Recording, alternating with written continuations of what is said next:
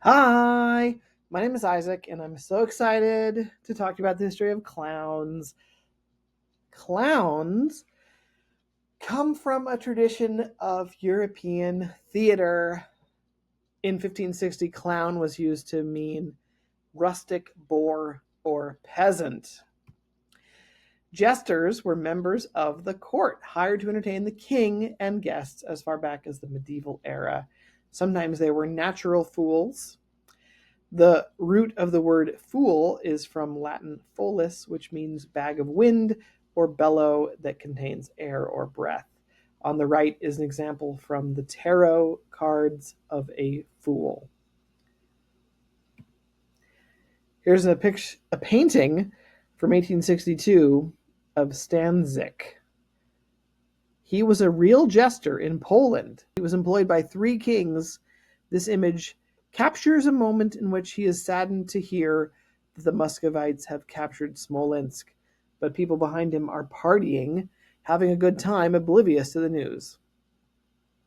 He was made a Polish national hero. He's maybe the first example of a literary character who depicts a sad clown, a clown who, for his living, makes people happy, but he himself is personally depressed and upset. You can see his Marat discarded on the floor. It's said that jesters could tell the truth without being punished.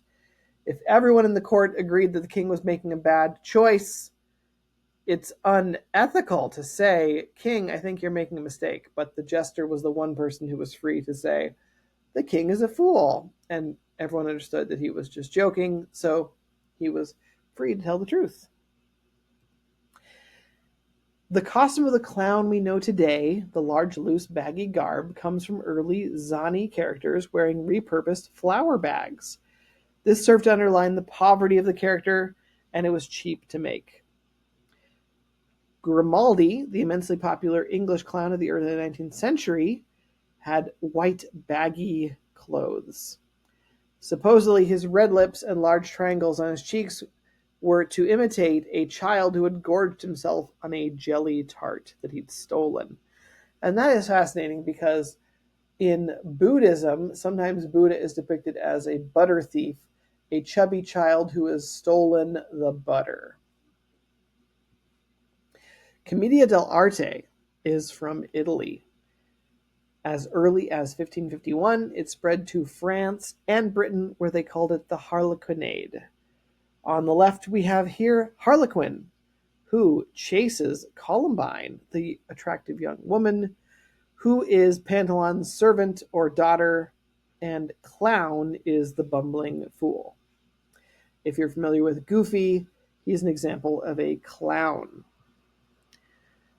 Two of the best known Zani characters are Harlequin and Pierrot. Harlequin was dressed colorfully, and Poirot was dressed in white. Harlequin's iconic diamond patterned costume was originally a suit made entirely of patches, a potential reference to the underclass position held by a servant. Over time, the costume developed and became more intricate as the character popularity grew. Have any of you seen the Pagliacci joke from Watchmen and from many places? The joke goes, a man goes to a doctor. He says he's depressed, says life seems harsh and cruel, says he feels all alone in a threatening world where what lies ahead is vague and uncertain. The doctor said, the treatment is simple.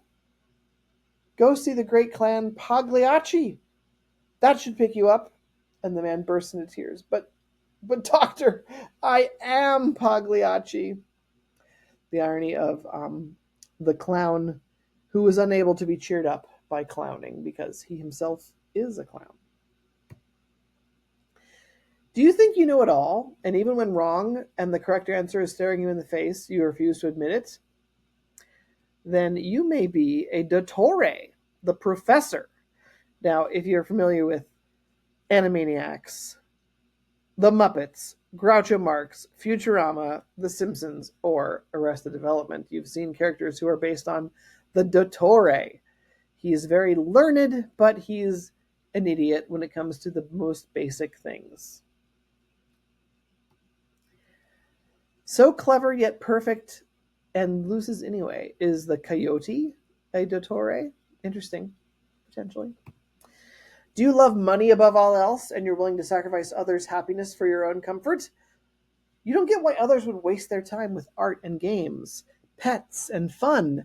Then you are a pantalone, the boss, the big cheese. And here are some characters who you might be familiar with who are examples of the pantalone. The pantalone is often so rich he doesn't know how much he has or doesn't know the value of money, such as when she says, "It's one banana, Michael. What could it cost? $10?" In ancient Greece, he was called Senex Iratus, the angry father, the boss, the obstacle, the Oedipal rival, the satire of greed personified.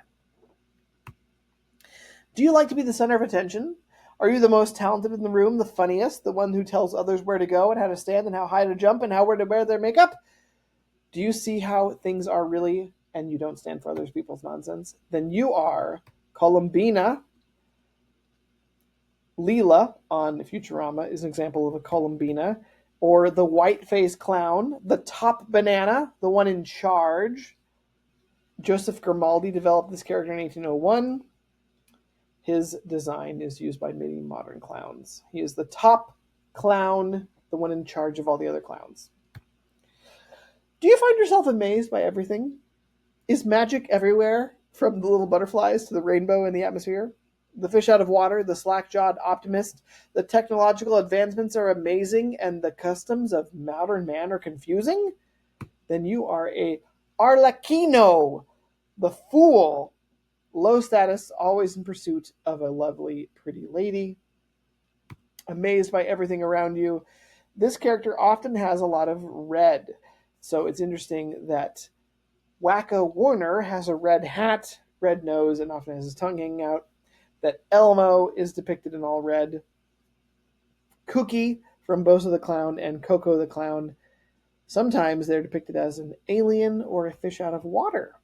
If you're familiar with the Blue Man Group, a group of all Augusts.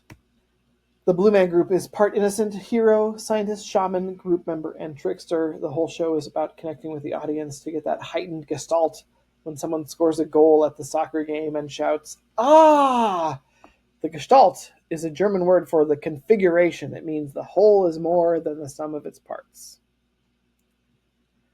Do you break the fourth wall and make fun of the audience for wasting their time by coming to this show? Then you are a Deadpool or a buffon.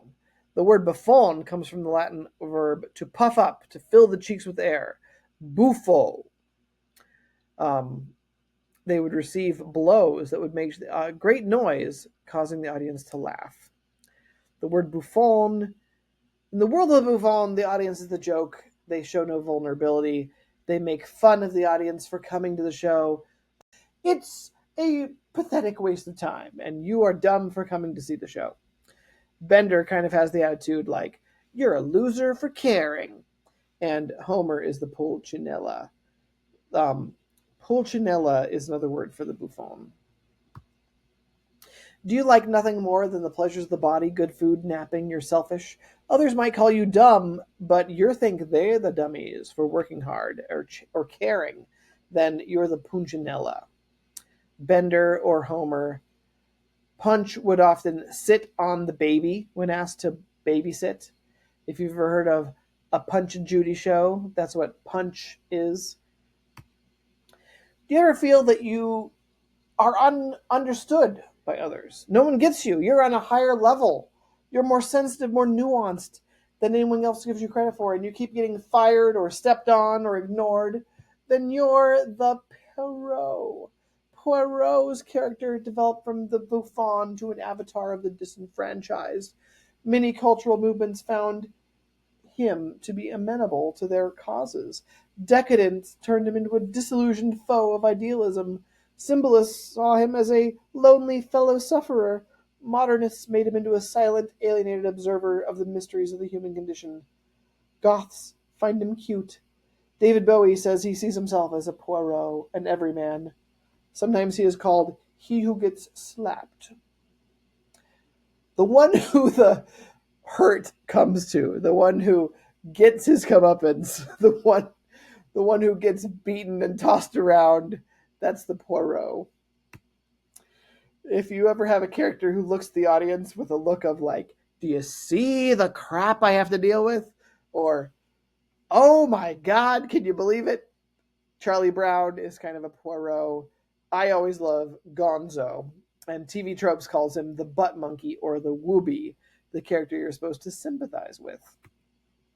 Of course, Harold Lloyd, Charlie Chaplin, and Buster Keaton incorporated elements of the Poirot and slapstick and pantomime into their silent films. Do you think you're the bravest, strongest, most experienced warrior? But then you run at the first sign of danger, or the first sign you might stub your toe?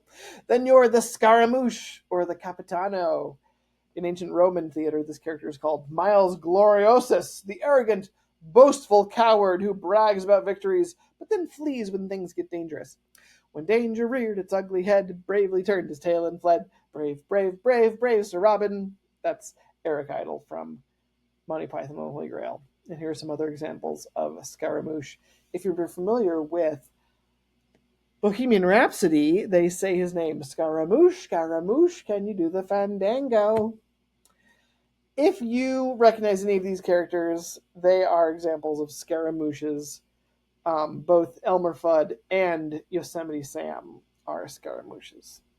It's entirely possible for a modern day work to channel archetypes inadvertently, unintentionally, because they just work. Once you recognize these stock characters, you'll see them all over all media, especially comedy. Here are a few famous clowns. Peggy Williams worked for 10 years as a clown for Ringling Bros and Barnum and Bailey. She would do 500 shows per year, each 3 hours long with 13 costume changes. Now, she's a clown historian and works as an archive assistant at Ringling. Burt Williams was the first American black film director, the first black man to have a leading role in a film. W.C. Fields said, Burt Williams was the funniest man I ever saw and the saddest man I ever knew. He said, I never found it any disgrace to be a black man in America, but it's certainly been inconvenient. He created the first black-made and black-written minstrel show. It was a huge success to white audiences, and he toured it to London. Chocolat was born in Cuba. He was a circus clown who performed primarily in Paris. He was the first black clown to lead a circus pantomime act, and he had a duet show with another clown named Tony Grease, and Grease would occasionally make Raphael his partner in some of his numbers. This is where we get the duo clown. They had performed together for 20 years, popularizing their specific brand of slapstick comedy. Emmett Kelly was the sad clown. If you've ever seen a sad clown painting, it probably came from this guy. He was the sad sack, the shuffling, slow, downtrodden hobo, forlorn, downtrodden, shuffling through life with a rain cloud over his head. So where do evil clowns come from? Here's a picture of the insane clown posse. Well, fear of clowns is called coulrophobia. When a bunch of clowns come into a scene and commit a crime, you don't know who to blame because they were all dressed as clowns. That's called de-individualization. There was a period of time in which clowns were banned from Halloween parties, from things because they were considered too scary. Have you ever heard of the Joker? Now, the Joker was both in The Killing Joke, one of the most successful graphic novels of all time, and in a film called Joker starring Joaquin Phoenix that was nominated for Oscars. It won 2 Oscars. This character was inspired by The Man Who Laughs by Victor Hugo, a character who had his mouth cut in a permanent smile. Victor Hugo is, of course, the guy who wrote Les Miserables and The Hunchback of Notre Dame. Gwynplaine was the name of the man who laughs. Was the first clown in a horror movie He Who Gets Slapped by Lon Chaney? It's a pretty good film. It's fun to watch old films if you've got the patience for it. I recommend it. Try it out. There have been many scary clown movies, including American Horror Story, Killer Clowns from Outer Space, Spawn, and It. It Volume 1 made more than $500 million, making it the most successful horror film of all time. That is the end of my slideshow. Thank you for watching. If I am wrong, please correct me. If I left something out that you think I should have included, please leave a comment below. Thank you for listening.